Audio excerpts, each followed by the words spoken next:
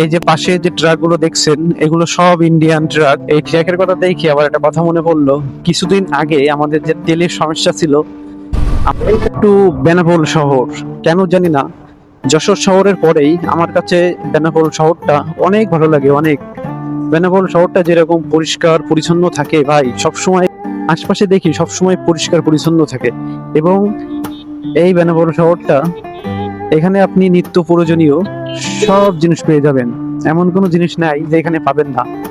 যেহেতু border side, এই যে পাশে যে ট্রাক গুলো দেখছেন এগুলো সব ইন্ডিয়ান ট্রাক। ইন্ডিয়া থেকে আমাদের দেশে পণ্য আসছে। আর যে এই পাশে যেগুলো দেখছেন এগুলো হচ্ছে বাংলাদেশের ট্রাক।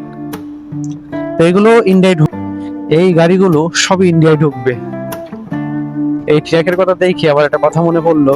কিছুদিন আগে আমাদের যে তেলের সমস্যা ছিল, আমরাও কিন্তু সেম বাইক নিয়ে পাম্পের সামনে এরকম লাইন দিয়ে থাকতাম, কখন 200 টাকা 100 টাকা তেল পাবো। তো এটা কিন্তু তেলের জন্য না, এটা হচ্ছে ইন্ডিয়ায় ঢুকবে আর কি।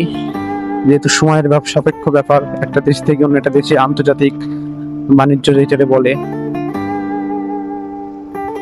দুই পাশে ট্রাক, মাঝখান দিয়ে আমার জিক্সার।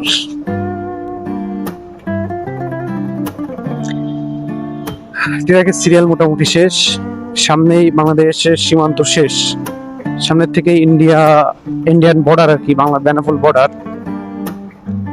আচ্ছা, এটা হলো শেষ সীমান্ত, একদমই শেষ।